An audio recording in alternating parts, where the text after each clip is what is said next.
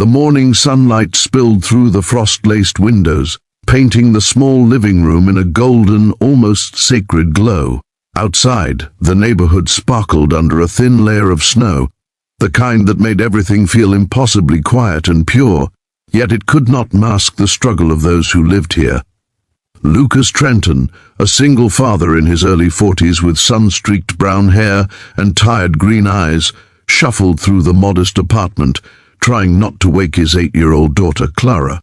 The apartment was small, more cramped than he remembered when he first moved in, but it was home. And this Christmas morning, he had promised himself he would make it magical, no matter how meager their resources might be. The heater groaned, barely keeping up with the icy wind outside, and Lucas hugged his threadbare robe tighter around him. Clara was still asleep, her tiny hands curled around a worn teddy bear that had seen better days.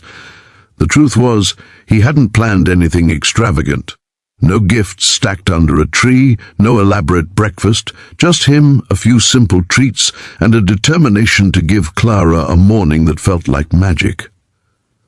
But as he poured a small cup of cocoa, his thoughts drifted to the past year.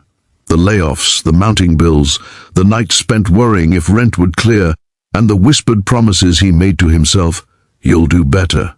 You'll make her happy."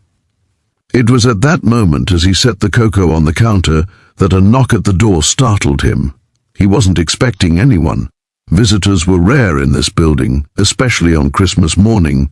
Wiping his hands on his robe, he approached the door cautiously. When he opened it, he found a woman standing there, shivering in a thin coat, her red hair catching the sunlight like a flame. Her eyes were wide and desperate, and in her arms she cradled a small bundle wrapped in a faded blanket. I don't know who else to ask," she stammered. "Please, can you help me?" Lucas studied her for a moment, his heart instinctively tightening at the sight of the child's tiny face peeking out. The baby's blue eyes blinked up at him, innocent and unknowing of the cold, harsh world outside. Lucas's own memory of helplessness as a father surged forward, and he didn't hesitate. "Come in," he said simply, stepping aside to let her in. Clara stirred from her sleep as the woman entered, and her face lit up when she saw the baby. Lucas gestured for the woman to sit down on the couch, while he went to gather a blanket and a few baby supplies he had on hand. As he worked, he noticed the woman's hands trembling, the way she avoided eye contact, and the tight line of worry etched across her face. I'm sorry to just show up," she whispered. "My name is Mara. I don't have anywhere else to go. My car broke down last night, and I can't get to my family. It's Christmas, and I don't know what to do." Lucas nodded slowly, feeling a strange mix of empathy and responsibility. "You're not alone here," he said softly. "We'll figure this out together.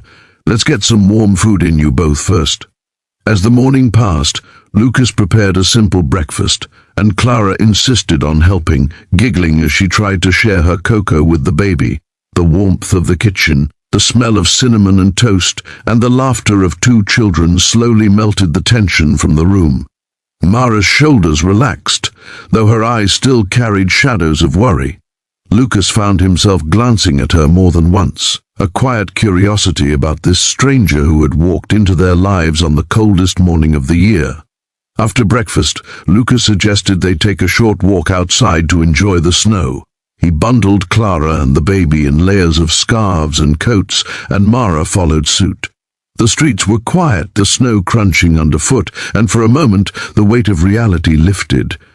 Clara squealed as she attempted to catch snowflakes on her tongue, and Lucas laughed for the first time that morning, a sound that felt like it might have been missing for far too long.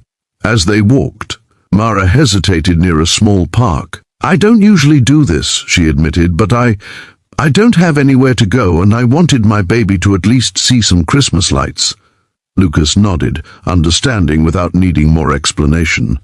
He helped her sit on a bench, and they watched the children play, the sunlight glinting off the frost-coated branches like diamonds. It was then, in a quiet moment where the snowflakes fell lazily around them, that Mara's composure broke. She began to cry softly, hiding her face in her hands. Lucas crouched beside her, offering the blanket he had brought for the baby. "Hey!" "It's okay," he murmured. "You don't have to explain everything right now. Sometimes just being here, being kind, is enough." Mara looked up, her eyes glistening with tears. "I feel like I've failed," she whispered. "I don't know how I'm going to survive this, how I'm going to be a good mother." Lucas felt a pang in his chest. He had spent years wrestling with those same fears for Clara, nights lying awake wondering if he was enough.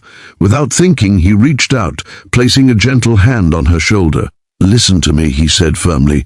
"You are enough. You just need someone to help you see it right now. That's all anyone can ask." As the snow continued to fall, the bond between the three of them began to grow in the most unexpected way. Lucas helped Mara and the baby return to the apartment, making space on the couch and setting up a small area where she could rest. Clara was ecstatic to have a new little friend in the house, and Lucas felt a strange warmth in his chest, a rare and unfamiliar feeling he couldn't name. Hours passed, and the afternoon sun grew brighter, catching the icicles hanging from the windowsills. Lucas and Mara shared small conversations, learning pieces of each other's lives. Mara revealed that she had lost her job just weeks ago, that she had been living paycheck to paycheck, and that her car breaking down had been the last straw. Lucas shared his own struggles, carefully choosing words that didn't make her feel pitied but understood. Then, as the clock neared late afternoon, a letter fell out of Mara's coat pocket. Lucas noticed it and picked it up, handing it to her. Her hands shook as she opened it, and Lucas could see her eyes widen as she read. She looked up at him, voice trembling. I can't believe it. I've just learned I've been approved for emergency housing. They're ready to take me in today." Relief and disbelief warred across her face. Lucas felt a surge of happiness for her, but there was more to the moment. Mara paused, glancing at him, her eyes shining. I don't know how to thank you," she said. "You didn't just help me, you gave me hope. On Christmas morning, when everything felt lost, you showed me kindness. You saved me more than you know." Lucas smiled, a little embarrassed by the depth of emotion he felt. "We all need a little help sometimes," he said quietly. "And today, I think we helped each other." Clara hugged the baby and Mara, squealing with joy, and Lucas watched them, feeling a profound sense of gratitude. In that small sunlit apartment, the three of them, two struggling parents and a small child, had found an unexpected family in one another. As the sky grew golden with the approach of evening, Mara gathered the baby and prepared to leave for her temporary housing. She turned to Lucas, eyes full of emotion. "I'll never forget this Christmas," she said softly. You've changed my life." Lucas nodded, swallowing the lump in his throat. "Neither will I," he admitted.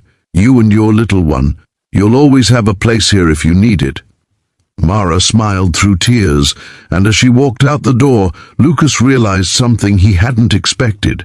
The simple act of helping someone, of opening your home and your heart on a morning when he felt he had so little to give, had filled him with a joy more powerful than anything he could have bought or planned. It was a reminder that sometimes the smallest acts of kindness could change lives forever. And then, as he closed the door behind her, he discovered a small envelope tucked under the doormat. Inside was a simple card, written in Mara's handwriting, "For Clara, for the magic you gave me today. May kindness always find you." Lucas smiled, a lump in his throat, and felt the weight of the world lift, if only slightly. Before the camera fades, take a moment, viewers. If you believe in the power of kindness and second chances, please like, comment, share, and subscribe to our channel, Touch of Kindness. Stories like this remind us that love and compassion are never wasted, even when life feels darkest.